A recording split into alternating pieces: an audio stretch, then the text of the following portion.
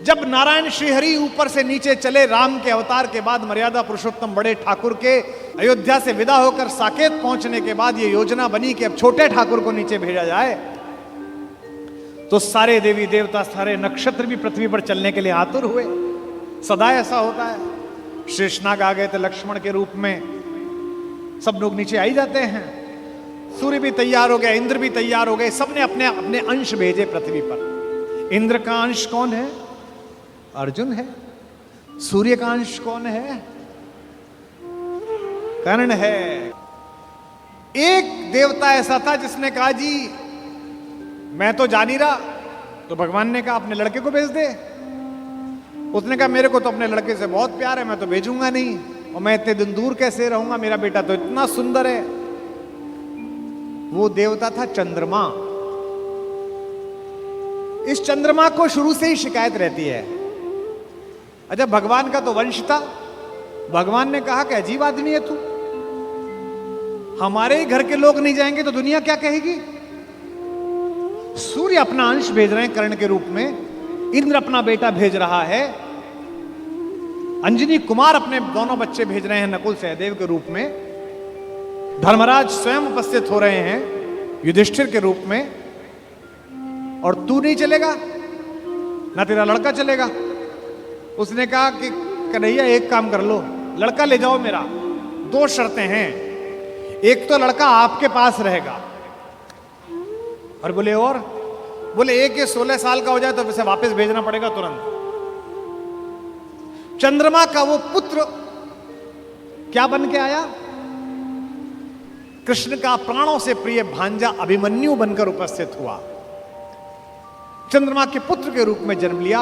और भगवान का अगर कोई योग्यतम शिष्य है जिसने भगवान से शस्त्र विद्या सीखी है, वो अर्जुन का बेटा अभिमन्यु है। अपने पिता की तेजस्विता से भी वो आगे है। इस समय दुनिया की IVF लैब्स ये बता रही हैं कि प्रसव के काल में जो कुछ सुना पढ़ा गया है उसका बच्चे पर असर पड़ता है। और हमारे यहां हजारों वर्षों से माएं प्रसव के दिनों में गीता का पाठ कर रही हैं, बाल गोपाल का चित्र सामने लगा के रखती हैं कि उनके घर में भी कन्हैया जैसा बालक पैदा हो, राधा रानी जैसी बिटिया पैदा हो। ये हम सब का मन है, पहले से परंपरा से आया है हमारे यहां। तो चंद्रमा ने अपने पुत्र को अभिमन्यु बनाकर भेजा। एक दिन ऐसा आया महाभारत के युद्ध में, जब योजना पूर्वक कुरुक्षेत्र के मैदान से खींचकर अर्जुन को अलवर की तरफ ले जाया गया, मत्स्य प्रदेश की तरफ, विराट की नगरी की तरफ। अर्जुन युद्ध की सीमा क्षेत्र के बिल्कुल आखिरी हिस्से पर पहुंच गया, जहां से सूर्यास्त से पहले लौटना संभव नहीं था। अब यह पांडवों के शिविर में चर्चा का विषय बना कि ये जो चक्रव्यूह सजा दिया गया इसे तोड़ेगा कौन? किसी को नहीं आता तोड़ना, इसमें घुसना ही नहीं आता, केवल अर्जुन को आता है। तब अभिमन्यु ने कहा कि ताऊ जी मुझे इसमें घुसना आता है, क्योंकि जब पिताजी मां को यह बात सिखा रहे थे तो मैं गर्भ में था और मैंने ये विद्या सीखी थी। तो बोले बेटा बहुत अच्छा है, फिर निकलना भी आता होगा? बोले नहीं, जब तक उन्होंने इससे बाहर आने का मार्ग बताया तोड़ने का, तब तक मां सो गई, तो मैं बाहर निकलने का नहीं सीख पाया। सारे चाचाओं ने और ताऊओं ने कहा कोई बात नहीं बेटे, तू तोड़ दे, निकाल तो हम लेंगे। भाई महाबली भीम, जिसकी एक मुष्टिका से विंध्याचल के पर्वत छोटे हो गए, जहां जहां उसका पैर पड़ा हिंदुस्तान में 1 लाख जगह है जहां भीम बैठिका है। जिस पत्थर पे चले जाओ बड़ा सा गड्ढा है, बोले ये भीम का पांव रख पड़ा हुआ है। ये देश महान है। इस देश में 2-3 जगह हर जगह मिलती हैं माता सीता की रसोई, जहां जाओ वो मां की रसोई मिलती है। क्या बढ़िया प्रतीक शास्त्र है। दुनिया के 44 देश घूम लिए, इसी क्षण भी अगर भगवान वापस बुलाए और ऊपर बुला के पूछे कि तेरे सत्कर्मों के कारण तुझे देश चुनने का अवसर दिया जाता है, तो मैं दुनिया के सारे देश छोड़कर फिर यही चुनूंगा जहां की मिट्टी में गोपाल लेटा है, जहां के पर्वत पर्वत पर हमारी मां ने भोजन बनाकर उन पर्वत श्रृंखलाओं को तपस्या का केंद्र बना दिया है, जिसके रेणु रेणु पर अपने चरण रखकर राघवेंद्र सरकार भगवान श्री राम, मर्यादा पुरुषोत्तम ने और लीलाधर योगेश्वर कृष्ण ने जिसे चंदन बना दिया है। भगवान चुप रहे, किसी ने उनकी सलाह ना ली।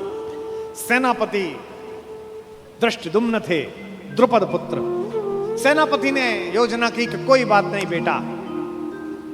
मामा ने भांजे को आज्ञा दी कि कोई बात नहीं, तू चला जा इसके अंदर और हम सब तुझे निकाल लेंगे। इतिहास गवाह है, तारीख गवाह है कि अभिमन्यु ने उस चक्रव्यूह को तोड़ा और चक्रव्यूह के दूसरे चक्र में ही पांडवों की सेना को बाहर कर दिया गया और चक्रव्यूह में वो अकेला रह गया। क्या लड़ा, अद्भुत युद्ध हुआ। सुनते हैं कि इंद्र माताली से, जो उसका सारथी है, जो उसका ड्राइवर है, उससे बोला कि रथ लेकर चलो। उसने कहा अभी तो दिन पूरा चढ़ा हुआ है, मैं कैसे आऊं? उसने कहा देखने आओ कि युद्ध कितना सुंदर हो रहा है। अभिमन्यु जिस दिन जा रहा था लड़ने के लिए, उसने सबके पैर छुए। युधिष्ठिर ने कहा जीते रहो मेरे लाल। धृष्टद्युम्न ने कहा जीते रहो मेरे बेटे। चाचाओं ने, नकुल ने, सहदेव ने गले लगा लिया अपने भतीजे को और कहा जीते रहो। जब उसने मामा के पैर छुए, कृष्ण के पैर छुए, तो कृष्ण ने कहा यशस्वी भव।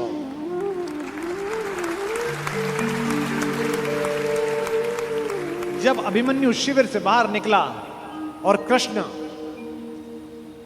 देखने लगे, तो द्रौपदी ने कहा मेरा बेटा जीवन की सबसे बड़ी लड़ाई लड़ने के लिए जा रहा है कान्हा, सबने उसको जीते रहो का आशीर्वाद दिया, तुमने नहीं दिया। तुमने उससे यशस्वी भव का आशीर्वाद दिया, जीते रहो क्यों नहीं बोला? क्या तुम्हें युद्ध के परिणाम में कोई शंका है? तो कृष्ण ने जो बात कही वही जीवन के युद्ध में भरत वाक्य बनाना। माधव ने कहा कि कृष्णा मैं नहीं जानता कि आज के युद्ध का परिणाम क्या होगा, पर मैंने जो शिक्षा अपने भांजे को दी है, मैं ये दावे के साथ कह सकता हूं कि महाभारत के रण में जीते या हारे कोई भी, लेकिन सबसे बड़े और उज्जवल योद्धा के रूप में मेरे भांजे का नाम लिखा जाएगा, अभिमन्यु का नाम।